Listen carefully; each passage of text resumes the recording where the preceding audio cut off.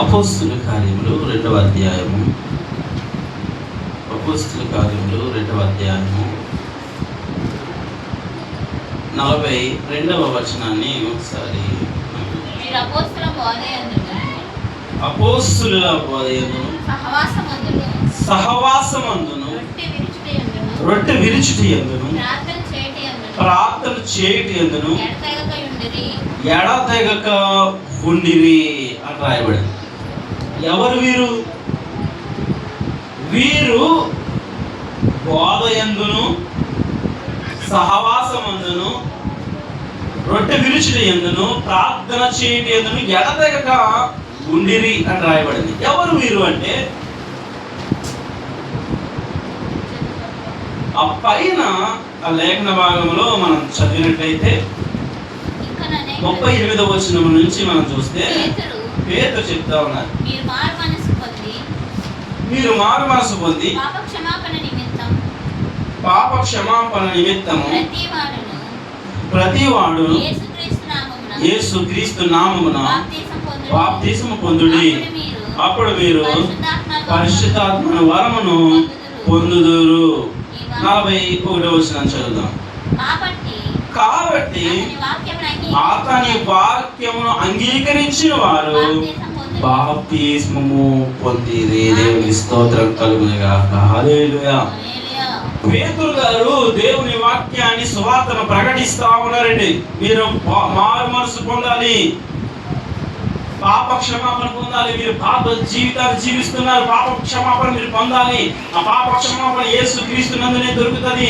మీరు మారు మనసు పొందాలి, పాప జీవితాన్ని విడిచిపెట్టాలి. పాత జీవితము భయంకరమైన జీవితాన్ని విడిచిపెట్టి నూతనమైన జీవితాన్ని మీరు పొందుకోవాలని దేవుని వాక్యాన్ని పేతురు గారు ప్రకటించినప్పుడు ఆ వాక్యాన్ని విని 3000 మంది బాప్తిస్మము పొందిరి అని దేవుని లేఖన భాగం తెలియజేస్తా ఉంది. ఇప్పుడు మనం చదువుతున్నాం, వీరు ఏం చేస్తా ఉన్నారు? బాప్తిస్మము పొందిన ఆ 3000 మంది ఏం చేస్తా ఉన్నారంటే, దేవుని వాక్యము యందును బోధ యందును సహవాసమునందును ప్రార్థన చేయడం యందును రొట్టె విరుచుట యందును ఎడతెగక వారు జీవిస్తా ఉన్నారు. క్రైస్తవ జీవితాన్ని అనుభవిస్తున్న నీవైనా నేనైనా మరి ఈ 4 అనుభవాల్లో నుంచి మనము వెళ్ళవలసిన వారమై ఉన్నాము అంటే వాక్య సెలవిస్తాం. క్రైస్తవ జీవితానికి ముఖ్యము ఏమిటి అంటే పాప క్షమాపణ, మారు మనస్సు తర్వాత బాప్తిస్మము చాలా అవసరము. ఈ క్రైస్తవ జీవితంలో అడుగు పెట్టవలసిన నీవు కలిగి ఉండవలసింది ఏంటంటే పాప క్షమాపణను కలిగి ఉండాలి. నీ పాపపు జీవితాన్ని కడుక్కోవాలి, పాత జీవితాన్ని కడుక్కోవాలి.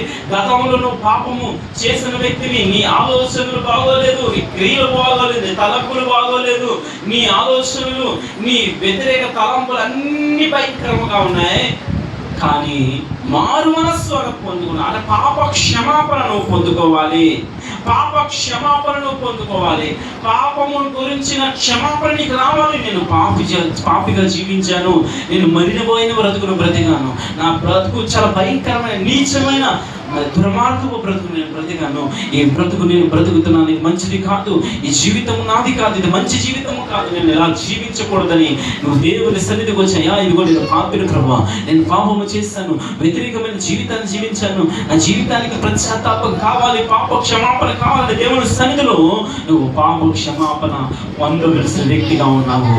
రెండవది, నీ జీవితం మారిపోవాలి, నీ మనసు మారిపోవాలి, నీ చూపు మారిపోవాలి, నీ తలంపులు మారిపోవాలి, నీ క్రియలు మారిపోవాలి, నీ మాట తీరు మారిపోవాలి, నీ ఉద్దేశాలు మారిపోవాలి,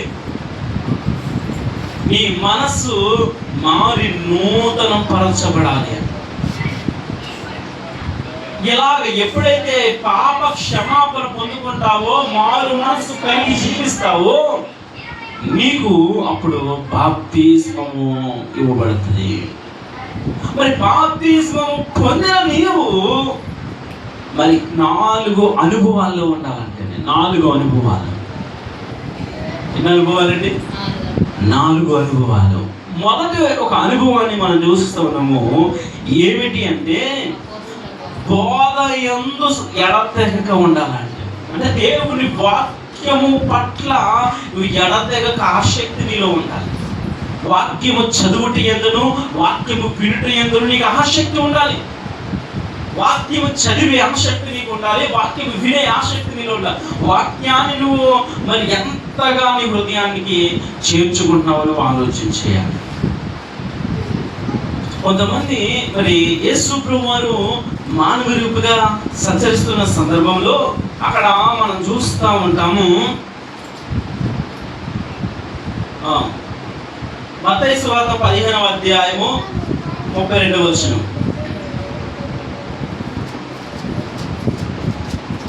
మత్తయి సువార్త 15వ అధ్యాయము 32వ వచనం నుంచి. అంతటి యేసు తన శిష్యులను పిలిచి, ఈ జనులు నేటికి 3 దినముల నుండి నా యొద్ద ఉన్నారు, వారికి తిననేమీ లేదు కనుక వారి మీద కనికరపడుచున్నాను, వారి మార్గములో మూర్చబోదురేమో అని వారిని ఉపవాసముతో పంపివేయుటకు నాకు మనస్సు లేదని వారితో చెప్పాను. దేవునికి స్తోత్రం కలుగును గాక. హల్లెలూయా. ఎన్ని దినాల నుంచి యేసు ప్రభువు దగ్గర ఉన్నారంటే 3 దినాల నుంచి మరి ఆహారము లేకుండా దేవుని వాక్యాన్ని వినడానికి దేవుని సన్నిధికి వారు రావడం జరిగిందంట. యేసు ప్రభువారు మరి సమాజంలో సంచరిస్తున్న సందర్భంలో ఆయన ఎక్కడికి వెళితే అక్కడికి కూడా వెళ్ళిపోతున్నారు. ఎందుకంటే ఆయన బోధనలు వినడానికి, ఆయన ప్రకటించే ఆ బోధనలు వినడానికి వారు యేసు ప్రభువారు ఎక్కడికి ఉంటే అక్కడికి వెళ్ళిపోతున్నారు. నీకు అలాంటి ఆసక్తి నీలో ఉన్నదా? వాక్యము పట్ల, దేవుని యొక్క బోధన పట్ల నీకు ఆసక్తి ఉందా? ఇక్కడ బాప్తిసం పొందిన వారు ఎలా ఉంటారు అంటే, మొదటిది బోధ యందు దేవుని వాక్యమందు ఎడతెగక నిత్యము ఆసక్తి కలిగి జీవిస్తారంట. ఇక్కడ యేసు ప్రభువారి దగ్గర మనం చూస్తున్న జనులు 3 దినాల నుంచి ఉండిపోయారంటే దేవుని వాక్యాన్ని వింటాం. 3 దినాల నుంచి ఆయన పాదాల దగ్గర ఉండిపోయారు. ఆయన వాక్యాన్ని వింటూ, ఆయన మాటలు వింటూ 3 దినాలు ఆయన పాదాల దగ్గర ఉంటారు. ఆకలి అనే ప్రసక్తే లేదు, భోజనం తినాలి, టిఫిన్ చేయాలి అనేది లేదు. యేసు ప్రభువారి వారి దగ్గర పడతారు. ఇదిగో 3 దినాల నుంచి ఉపవాసంతో ఉన్నారు, నేను ఉపవాసంతో పంపించాడు, నాకు ఇష్టం లేదని చెప్పి ఆయనే సాక్ష్యం ఇస్తూ ఉన్నారు ప్రజలకు. అంటే ఎంత ఆసక్తి చూడండి. 3 దినాలు ఇల్లు వాకలు మర్చిపోయి ఆయన పాదాల దగ్గర ఉండిపోయారు. ఆయన ఏ వాక్యం చెప్తారు, ఏ మాటలు చెప్తారు, ఆయన సన్నిధిలో ఉండాలి, వినాలి అని. అంటే దేవుని వాక్యము పట్ల నీకు ఆసక్తి ఉండాలి. ఆయన బోధల యందు, ఆయన మాటల యందు నువ్వు ఆసక్తి కలిగి జీవించాలి. ఎడతెగక ప్రతి నిత్యము ఆయన బోధల యందు ఆసక్తి నీకు ఉండాలి. ఎంత ఆసక్తి నీలో ఉందో ఆలోచించు. క్రైస్తవ జీవితాన్ని జీవిస్తున్న నీవు, దేవుని నమ్ముకుని ఆయన పాదాలు బ్రతుకుతున్న నీవు మరి వాక్యము పట్ల ఎంత ఆసక్తిని కలుగలుస్తున్నావు? ఆయన పాదాల దగ్గర ఎంత సమయాన్ని నువ్వు గడుపుతున్నావో ఆలోచించు. రెండవ విషయాన్ని మనం చూస్తా ఉన్నాము. రెండవ విషయం చెప్పబడుతుందంటే, మీరు అసలైన విషయం మర్చిపోకూడదు. బాప్తిసం తీసుకుని ఆయన సంఘంలో చేర్చబడి నువ్వు 4 అనుభవాలు కలిగి ఉండాలి. మొదటి అనుభవం దేవుని వాక్యమందు నువ్వు నిలకడగా ఉండాలి, ఎడతెగక ఉండాలి. రెండవది సహవాసమందు నువ్వు ఎడతెగక ఉండాలి. అదే వాక్యం చదివిస్తాం. సహవాసమందు మనము మరి ఎడతెగక ఉండేవారంగా ఉండాలంటే, ఇక్కడ మనం చూస్తూ ఉంటాము. మరి మనము ఎడతెగక దేవుని సహవాసంలో ఉండాలి. అదే రీతిగా సంఘములో ఎడతెగక సంఘముతో సహవాసం కలిగి ఉండాలి, ఆత్మీయులతో ఉండాలి, దేవుని బిడ్డలతో మనం సహవాసం కలిగి ఉండాలి. చాలామంది మరి వస్తాము, ఆదివారం ఆరాధన అలా చూసుకుంటాము, మళ్ళీ వెళ్ళిపోతాం. నువ్వు వచ్చావో రాదో కూడా ప్రజలకు తెలియనట్టుగా జీవిస్తాం. చాలా మంది సహవాసం అనేది, ఫెలోషిప్ అనేది ఉండదు, సహవాసం కలిగి ఉండరు. కాబట్టి మనం ఆత్మీయులతో సహవాసాన్ని కలిగి ఉండవలసిన వారమై ఉన్నాము. అదే రీతిగా దేవునితో సహవాసము కలిగి ఉండవలసిన వారమై ఉన్నాము. ఈ ప్రజలు యేసు ప్రభువారు ఎక్కడికి వెళ్తున్నా అక్కడ వచ్చేస్తున్నారు. ఆయన సహవాసం కొరకు, ఆయన మాటలు వినడం కొరకు, ఆయనతో గడపడం కొరకు. ఇప్పుడు యేసు ప్రభువారు ఒక అద్భుతం చేశారండి. చేసిన తర్వాత థ్యాంక్స్ ప్రభు అని చెప్పి వాళ్ళు వెళ్ళిపోవచ్చు, ఇంటికి వెళ్ళి హ్యాపీగా బతకచ్చు. కానీ వాళ్ళు ఏమన్నారు తెలుసా? నేను మీతో వచ్చేస్తానంటున్నారు. అంతే, మీతో వచ్చేస్తానంటారు. మనం చూస్తాము శానా అని దెయ్యములతో పీడింపబడుతున్న సమాధుల్లో ఉన్న వ్యక్తిని చూస్తూ ఉంటాం.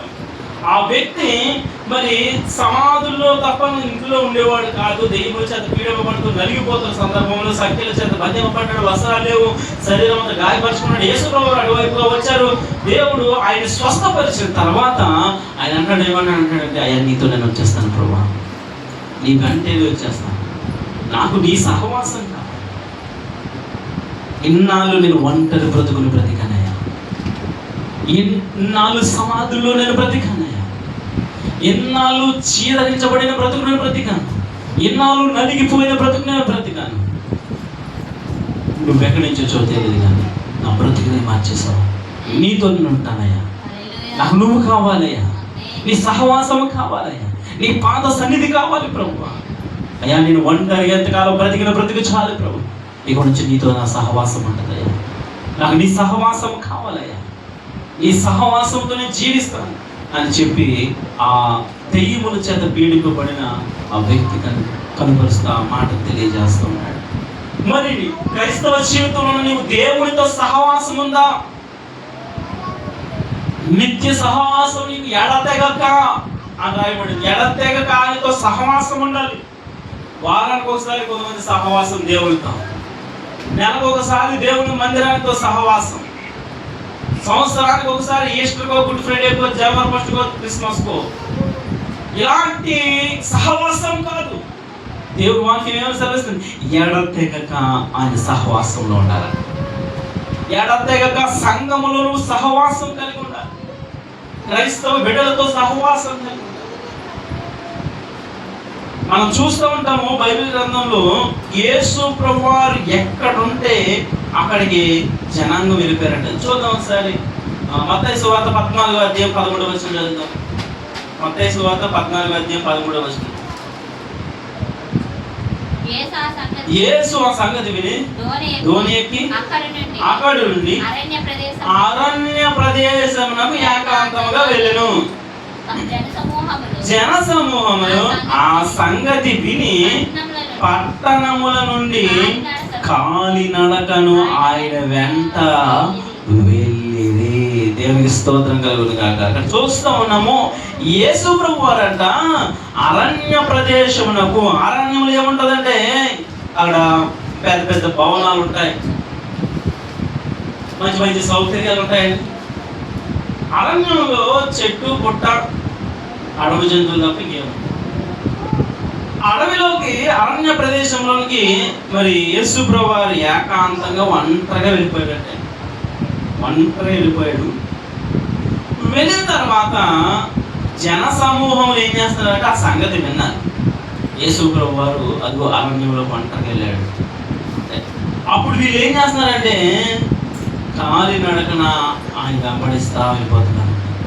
ఎందుకు అంటే ఆయన సహవాసం కావాలి, ఆయనతో మేము ఉండాలి, ఆయన సహవాసంలో మేము బ్రతకాలి, ఆయనతో మేము జీవించాలి, ఆయన సహవాసంలో మేము ఉండాలనే ఆసక్తితో వారు యేసు ప్రభువు వారు అరణ్యంలోకి వెళ్తే అరణ్యంలోకి వెళ్ళిపోయారంట. మనం చూద్దాము మరొక చోట 5వ అధ్యాయంలో మత్తయి సువార్త 5వ అధ్యాయంలో మనం చూస్తే 5వ అధ్యాయంలో కనిపిస్తుంది. మొదటి వచనం, ఆయన ఆ జన సమూహములను చూసి కొండ ఎక్కి కూర్చుండగా, ఎక్కడ కూర్చున్నారంట? కొండ ఎక్కి అంటే ఆయన కొండ మీదకి వెళ్తే కొండ మీదకి వచ్చేసేవారు, అరణ్యంలోకి వెళ్తే అరణ్యంలోకి వచ్చేసేవారు. ఆయన ఎవరిని ఇంటికాడికి వెళ్ళి ఉన్నాడు అంటే ఆయనకు వచ్చేసేవారు. అంటే ఆయన సహవాసం ఆయనకి ఇంపార్టెంట్. ఆయన ఎక్కడున్నాడో దాని ఇంపార్టెంట్ కాదు. ఆయన అడవిలో ఉన్నాడా, ఆమెకు సౌకర్యం ఉందా? ఆయన కొండ మీద ఉన్నాడా, ఎండ వస్తుందేమో? అరణ్యంలో ఉన్నాడు, అక్కడ ఎలా ఉంటుందో? కొండ మీద అయితే వేడి ఎండ ఏం ఆలోచించలేదు. ఆయన ఉన్నాడు, తండ్రికి వెళ్ళిపోవాలి. ఇదే ప్రతి ఒక్కరి ఆయన సహవాసం కావాలి, ఆయనతో సహవాసం చేయాలి, ఆయనతో మేము గడపాలి, ఆయనతో మేము ఉండాలి అని ప్రజలు ఆయన కూడా ఆయన ఎక్కడ ఉంటే అక్కడికి వెళ్ళిపోయేవారు. ఆయన ఇదిగో అద్దరం ఉన్నాడు కానీ అక్కడికి వెళ్ళిపోయారు. ఆయన ఇదిగో ఇక్కడ ఉన్నాడంటే అక్కడికి వెళ్ళిపోయారు. ఇదిగో సీమోన్ ఇక్కడ ఉన్నాడంటే అక్కడికి వెళ్ళిపోయారు. మనం చూస్తాము. మరి 12 ఏళ్ళ నుండి రక్తస్రావం గల స్త్రీ ఆయనని ఎక్కడ ఎదుర్కొందంటే, మరి జన సమూహము పరుగులెడతా వెళ్ళిపోతున్నారంటే, వెళ్ళిపోతుంటే ఆయన చాలా జనాంగము ఆయనను వెంబడిస్తూ ఆయన వెళ్తా ఉన్నాడు. ఆ సందర్భంలో ఆమె వెనక్కి నుంచి వస్త్రాన్ని ముట్టుకుందంట. ఆయన అంటున్నాడు, ఎవరో నన్ను పట్టుకున్నారంటే శిష్యులు అన్నారు, అయ్యా ఇంత మందిలో నేను ఎలా పట్టుకున్నాడు? అందరూ పట్టుకున్నాం కదా అంటే, లేదు ప్రత్యేకంగా ఒక స్త్రీని పట్టుకున్నాను, నాలో ఒక ప్రభావం బయటకు వెళ్ళింది. అంటే నేను చెప్తున్న విషయం ఏంటంటే, ఆయన ఎక్కడుంటే అక్కడ ప్రజలు సహవాసం కొరకు వెళ్ళేవారు, ఆయనతో ఉండడం కొరకు వెళ్ళేవారు, ఆయనతో గడపడం కొరకు వెళ్ళేవారు. మరి క్రైస్తవ జీవితం జీవిస్తున్న నీవు మరి ఇప్పుడు ఎంత ఆయనతో సహవాసాన్ని కలిగి జీవిస్తున్నావు? ఆయనతో ఎంత సహవాసం నీకుందో ఒక్కసారి నువ్వు పరిశీలన చేసుకోవాలని ప్రభుపేట నేను మనం చేసుకున్నాను. తర్వాత మరి 3వ విషయాన్ని మనం చూస్తే, రొట్టె విరుచుట యందును ఎడతెగక ఉన్నారంట. రొట్టె విరుచుట యందు వారు ఎడతెగక ఉన్నారు. అసలు రొట్టె ఎందుకు విరచాలి? రొట్టె ఎందుకు విరచాలి అంటే, మరి రాయబడుతుంది ఒక లేఖన భాగాన్ని మనం చదువుకుందాం. లేఖన భాగంలో మరి 1 కొరింథీయులకు రాసిన పత్రిక, 2వ కొరింథీయులకు రాసిన పత్రిక 11:24. 2వ కొరింథీయులు 11:24.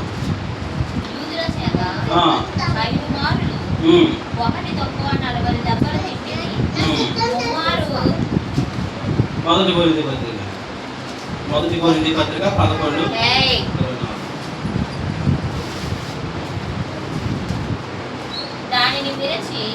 దానిని విరచి ఇది మీ కొరకైనా నా శరీరము నన్ను జ్ఞాపకము చేసుకొనుటకై దీన్ని చేయుడి అన్నాడు. రొట్టె విరుచుట యందు ఎడతెగక ఉన్నారు. ఎందుకు అర్థమానికి ఎడతెగక రొట్టె ఎందుకు విరుస్తున్నారు వీళ్ళు? ఎందుకు అర్థమానికి ఎడతెగక రొట్టె విరుచుట యందు వారు కలిసి జీవిస్తున్నారంటే, అందులో ఉన్న గొప్ప సత్యం ఏమిటంటే, దేవుడు ఏం చెప్పాడంటే, నన్ను జ్ఞాపకం చేసుకున్నట్టుగా దీన్ని చేయను అన్నాడు. అంటే ఆయన్ని జ్ఞాపకం చేసుకోవడానికి ప్రతినిత్యము వారు పలలో ఉన్నారు. ఆయన జ్ఞాపకం చేసుకున్నారు. ఏం జ్ఞాపకం చేసుకున్నారు? ఆయన వచ్చిన విధానాన్ని జ్ఞాపకం చేసుకుంటున్నారు. ఆయన సంచరించిన ఆ విధానాన్ని, ఆయన చేసిన కార్యాలను, ఇదిగో నా జీవితంలో దేవుడు ఎన్నో కార్యాలు చేశాడు జ్ఞాపకం చేసుకున్నారు. ఇదిగో పలానా వారి జీవితంలో ఇన్ని కార్యాలు దేవుడు చేశాడని జ్ఞాపకం చేసుకున్నారు. ఆయన నా కొరకు కరోనా దెబ్బలు తిన్నాడు అని జ్ఞాపకం చేసుకున్నారు. ఆయన రక్తం నా కొరకు చిందించాడు, ఆయన కలువరిశిలో నా కొరకు ప్రాణం పెట్టాడు, ఆయన నా కొరకు బలి అయిపోయాడని అవన్నీ జ్ఞాపకం చేసుకుంటారు. ఇది నన్ను జ్ఞాపకం చేసుకోవడానికి దీన్ని చేయడి అంటే, అందుకని ప్రతినిత్యము వీరు రొట్టె విరుచుడి యందు ఎడతెగక జీవిస్తున్నారు. అంటే దేవుని ప్రతినిత్యం జ్ఞాపకం చేసుకుంటున్నారంట. లూకా సువార్త 22:19 చూస్తే, లూకా సువార్త 22:19